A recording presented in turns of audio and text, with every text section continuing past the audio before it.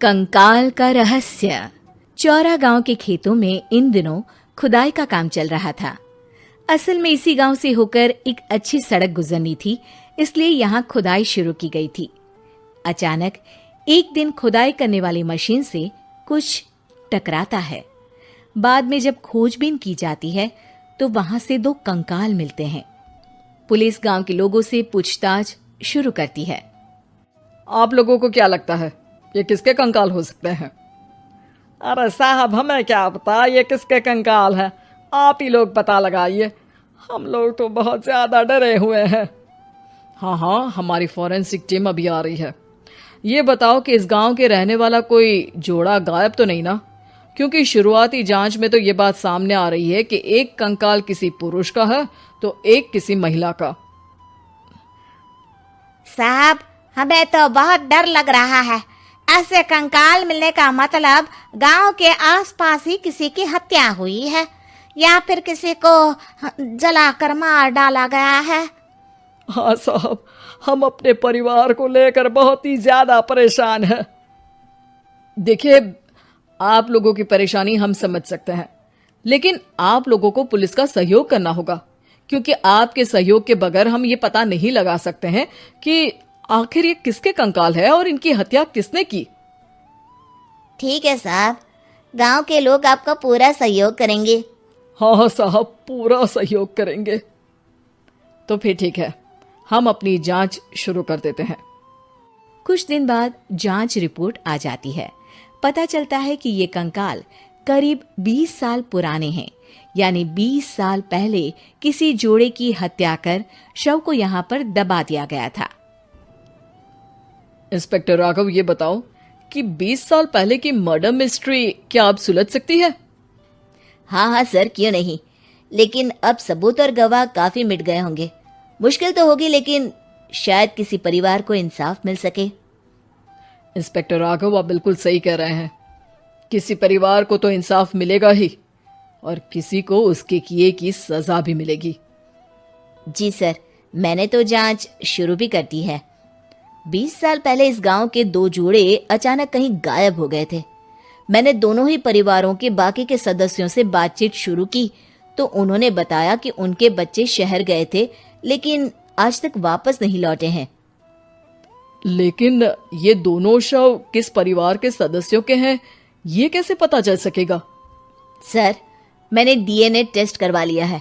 आज शाम तक इसकी रिपोर्ट भी आ जाएगी। अच्छा, ठीक है।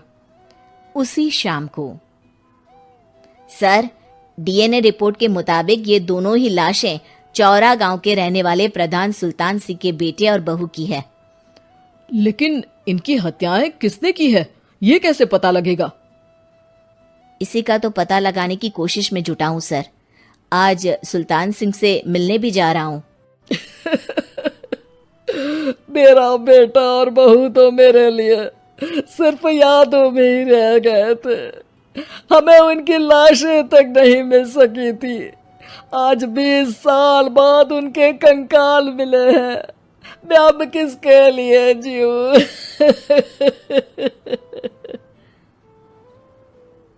लेकिन सर, क्या आपकी किसी से कोई दुश्मनी थी? अपने बेटे बहू की हत्या के लिए आप किसे जिम्मेदार मान रहे हैं? अब मैं किसका नाम बोलूं?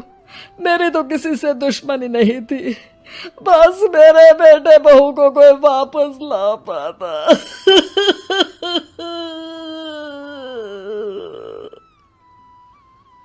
इसके बाद सुल्तान सिंह फूट फूट कर रोना शुरू कर देते हैं। सर, अब आप इनका अंतिम संस्कार करवा सकते हैं। कम से कम इनका शरीर ना सही, इनका कंकाल तो आपको मिला है। लेकिन हाँ, अगर आपको कुछ भी याद आए तो जरूर बताइएगा। मेरी तो बेटा अब उम्र हो गई है, लेकिन मेरे बेटे और बहू के हत्यारों का जरूर पता लगाइएगा, क्योंकि जब तक हत्यारे पकड़े नहीं जाएंगे मेरा मन नहीं मानेगा। सर, हमारी पूरी कोशिश रहेगी हत्यारे को पकड़ने की। लेकिन एक बात बताइए, उस वक्त आपको किस पर शक गया था? उस वक्त मेरे एक ड्राइवर को पकड़ा गया था, लेकिन सबूतों के अभाव में उसे छोड़ दिया गया था। अच्छा, और ड्राइवर पर कैसे शक हुआ था? क्योंकि उस दिन ड्राइवर छुट्टी पर था। उस समय लेकिन लाश क्यों नहीं मिल सकी थी? उस वक्त पुलिस ने बहुत कोशिश की थी, लेकिन दोनों की डेड बॉडी नहीं मिल सकी थी। ठीक है, हमारी तफ्तीश चल रही है, मैं फिर आऊंगा। इसके बाद इंस्पेक्टर वहां से चला जाता है और सुल्तान सिंह अपने बेटे और बहू की याद में खो जाते हैं। कुछ दिन बाद सुल्तान सर, एक बात बताइए, जब आपके बेटे बहू की हत्या हुई थी, उसी के आसपास आपके ही गांव का रहने वाला एक और जोड़ा उसी वक्त गायब हो गया था ना? हाँ सर, अलका और अभिषेक, वो भी मेरे बच्चों जैसे ही थे। तो फिर वो कहाँ है?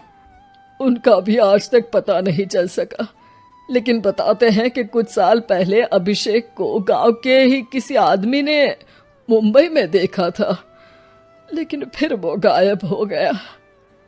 यानी अभिषेक और अलका की हत्या नहीं हुई थी, बल्कि उन्होंने किसी वजह से खुद ही गांव छोड़ दिया था।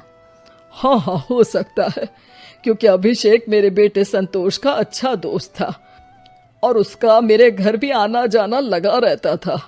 हो सकता है कि उसने मेरे बेटे और बहू के बारे में सुन लिया हो और ये गांव छोड़ दिया हो सकता है। उनके परिवार का कोई अब नहीं रहता क्या इस गांव में? अब तो कोई नहीं रहता। एक चाचा थे, लेकिन उन्होंने भी अपना पुश्तैनी मकान बेच दिया है। वो भी अब कहीं शहर में ही बस गए हैं। ओह, अभिषेक और अलका के बारे में भी पता लगाना होगा।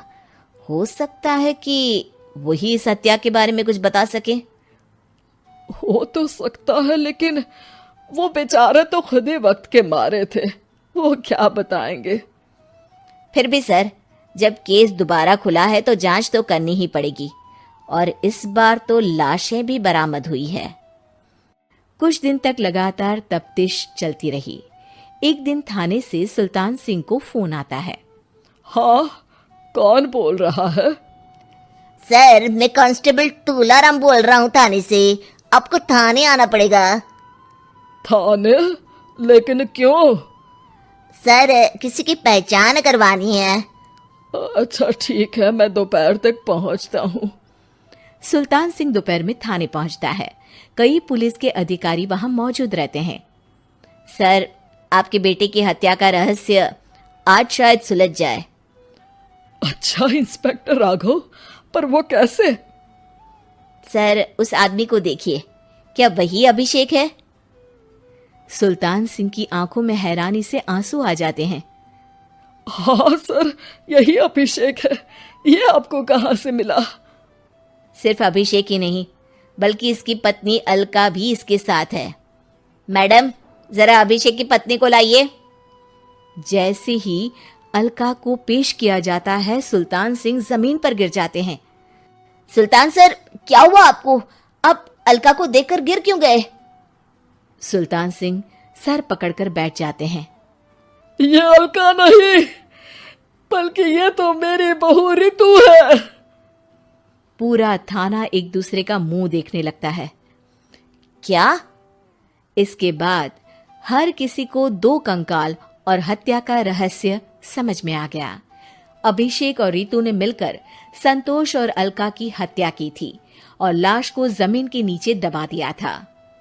आज 20 साल बाद इस हत्या का रहस्य खुल सका था कि अवैध प्रेम संबंध में दो मासूमों की